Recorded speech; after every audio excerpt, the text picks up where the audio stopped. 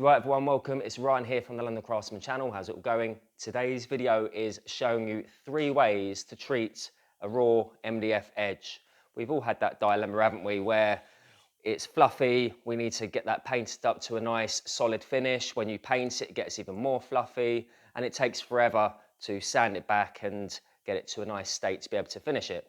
So today's video is about 3 different methods. As you can see here, 1, 2 and 3. We're going to be going through all 3 of them. These 2 are typically just with sandpapers, and this one is with the iron-on edger itself, the Virutex. They all have their own pros and cons. Some are quicker than others. I'm going to be running through all of those for you just so you can make up your own mind. We're going to be doing a little experiment on all 3 just to show you exactly how to do all 3 of them and giving you some links to the bits that you see here. So without further ado, let's get cracking.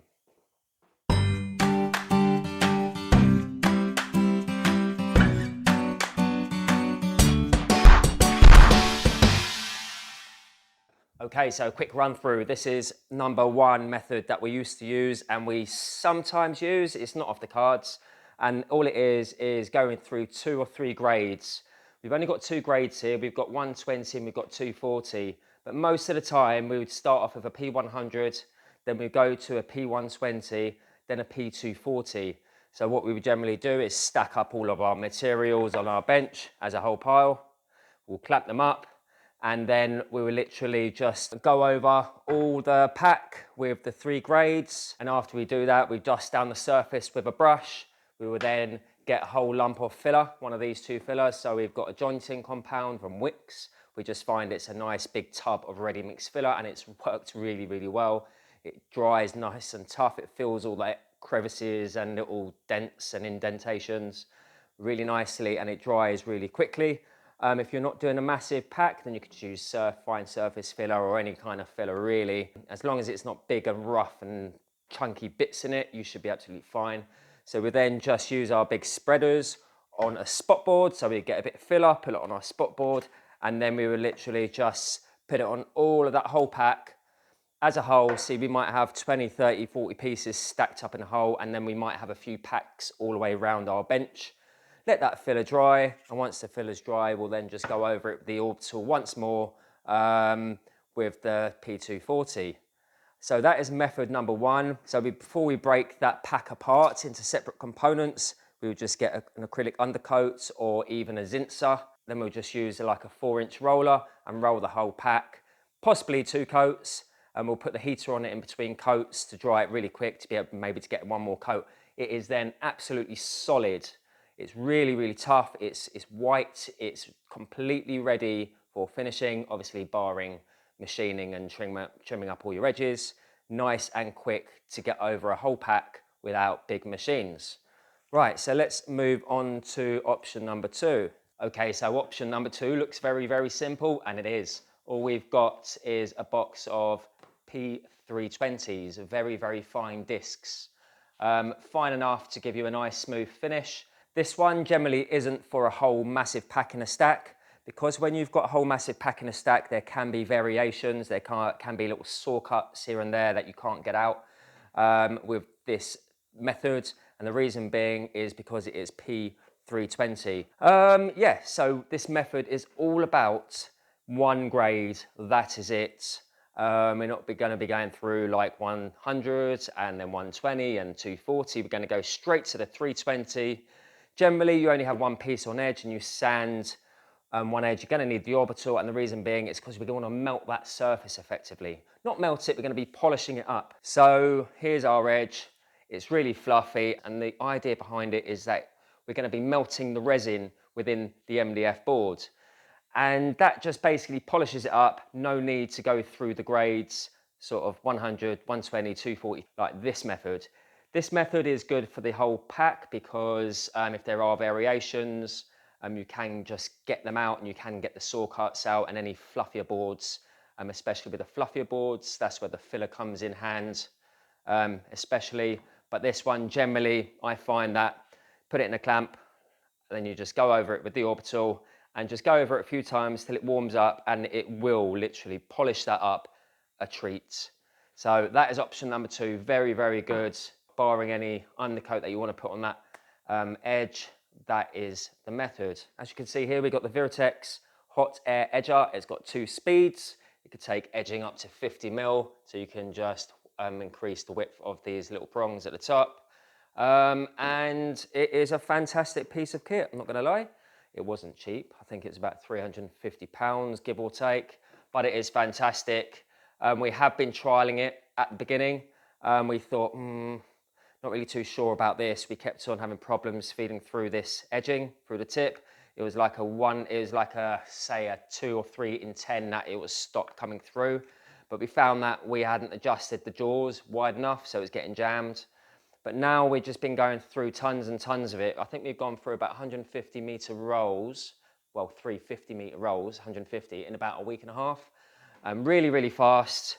Like I said, it got two heat settings, and it can take different width iron-on edgings. Remember, this edging is paintable, so when you glue it on, it does take your paint. It sticks very, very well. If you need to trim your component as well to put the round over, it still accepts that and blends in nicely. I have no problems with that at all. And when I do spray, it sticks like the proverbial. So that is method number 3. I do love this way, and we do most of our edging with this now, just because it's quick, it's no mess, it's no dust compared to the other 2 methods. It's just quick and easy. Yeah, and we have no problems with it. All right, so there are 3 methods. Let's go over to the other side of the bench and test all 3. A little rundown, we've got the CTS hose, which is fantastic for our ultimate workbench. Really great hoses and extraction equipment because they've got all-in-one attachments where you can just click it on, click it off. And yeah, they are really quick and easy to use, and they're very, very flexible. So this isn't too fluffy, this board, but let's just give it a go.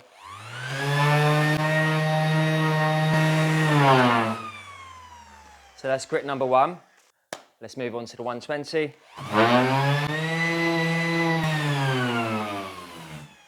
can see the grain is already improving.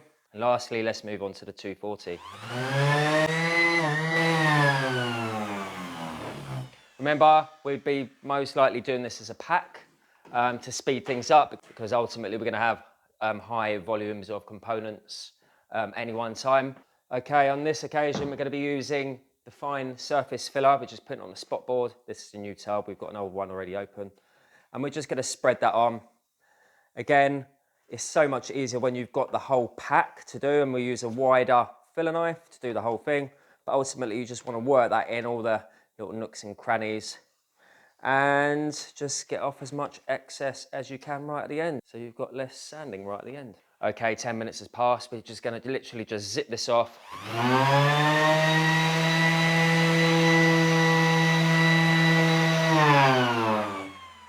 There we go. And you don't necessarily have to go all the way back. You can leave a bit more filler than you think. Okay, so that is like glass now. Remember, if we're doing this as a whole pack, it's going to be really, really fast. And this is the reason why we've been doing it probably for the past 7 or 8 years. Really, really fast to do as a whole pack. Okay, so that is method number 1. And all we would literally do is put a little bit of primer in a tray, a clean tray, obviously. Either acrylic or whatever undercoat that you want to use. You can also use Zinser. I've got a video where I used to use Zinser. It's a little bit expensive, and I found that the acrylic primer, which is really, really cheap, goes a long way when you do the pack technique. But ultimately, you want to just roller that primer on before you then split the pack apart if you are doing the pack technique. And I have got no problems with this technique whatsoever. It's a bit slow if you're doing a couple of pieces. If you're doing a whole job, 40, 50, 60 pieces, and you want to just do stacks of 20 all the way around the bench, you can work round, say for example, P100, P100, P100, P100, then swap your discs, go all the way around. Before you know it, within 20, 30 minutes, you've sanded them all up, fill all the way around, sand back all the way around, and then you've sanded the whole job. So I do like this technique, and it is fantastic. If I can't be bothered to change over the edging to a fatter edging tape to do, say for example, 25 mil, I could still do this technique. I've got no qualms about using it. Okay, so we're going to go with the 320 technique, method number 2, which is literally just 1 paper, 1 grit. That is it. We're just going to keep going to warm up those resins and to bind it all up and to basically polish it up to a nice flat surface. This is quite raw at the moment. It's a bit of a factory edge, as you can see. It's not very nice. We're going to keep on going to see if we can close up all those bits of pitting and see how it turns out.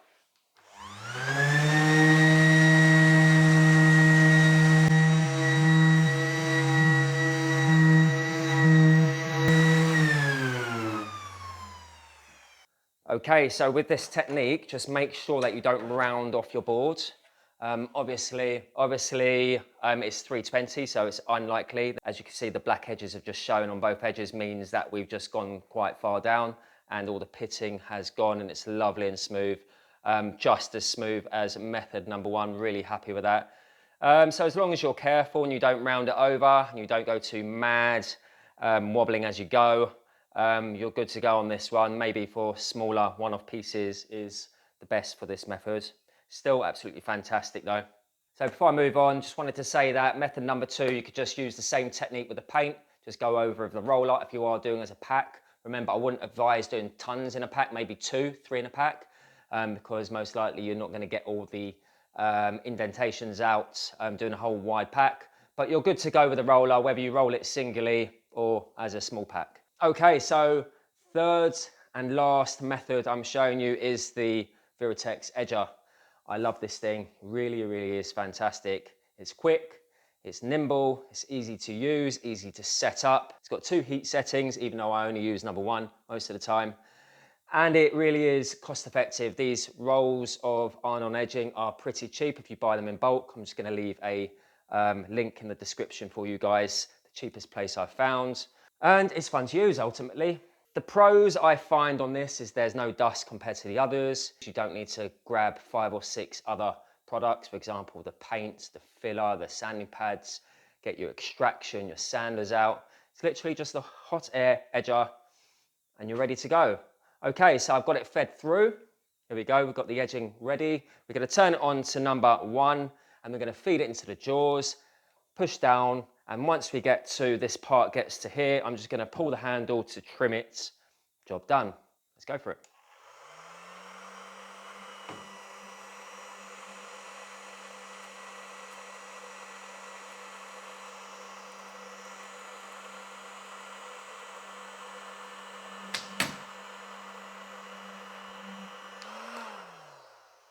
And there you go.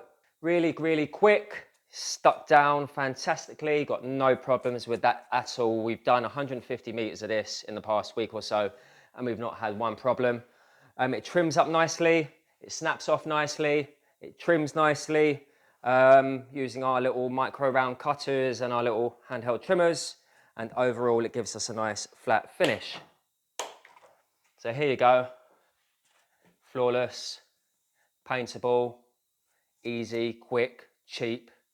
And this is my preferred method now, no doubt about it. Sean does a lot more than me of the edging and he really likes it.